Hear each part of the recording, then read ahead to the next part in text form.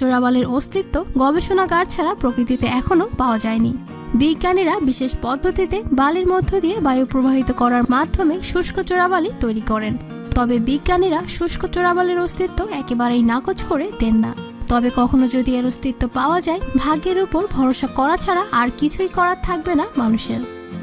Viewers, চোরাবালি নিয়ে আপনাদের মনে যত প্রশ্ন ছিল এবং যে ভীতিটা ছিল, আশা করছি আমাদের ভিডিওটা দেখার পর আপনার মনের সকল প্রশ্নের উত্তর পেয়ে গেছেন এবং এই চোরাবালি নিয়ে যে ভীতিটা কাজ করছিল হয়তো তার কিছুটা হলেও কমতে হবে।